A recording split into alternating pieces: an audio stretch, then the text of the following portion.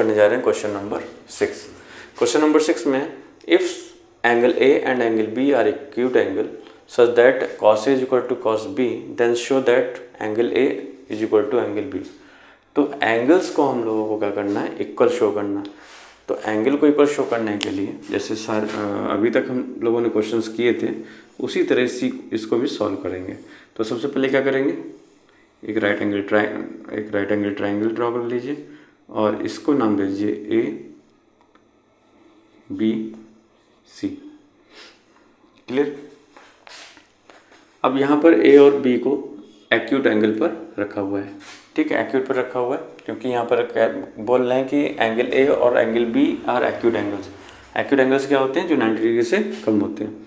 तो ये हो गई हमारी 90 डिग्री की, और 90 डिग्री के सामने वाली साइड को हाइपोटेन्यूज बोलते हैं, जैसे कि पहले भी बताया था मैंने।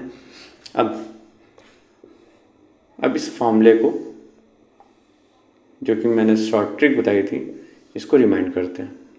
पंडित बद्री प्रसाद हरर बोले। तो ये साइन का रेशियो देता है, ये कॉस का रेशियो दे देगा और ये टेन का रेशियो दे देगा। अब देखिए,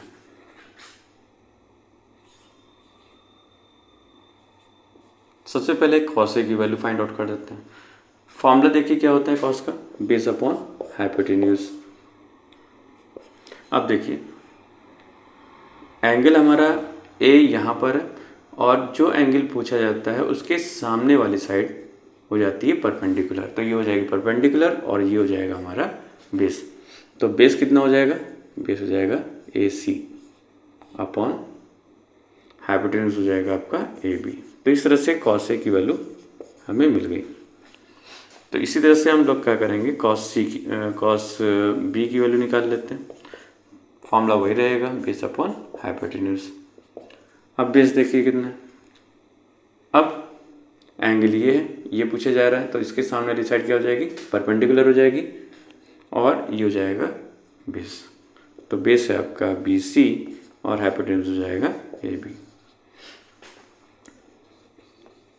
लेकिन cos A इक्वल टू दिया हुआ है cos B।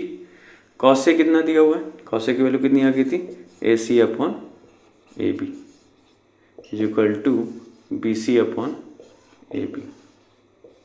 AB से AB कैंसिल हो जाएगा और हमारा आ जाएगा AC is equal to BC।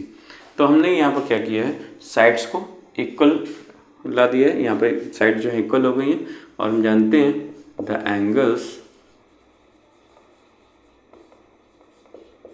Opposite to the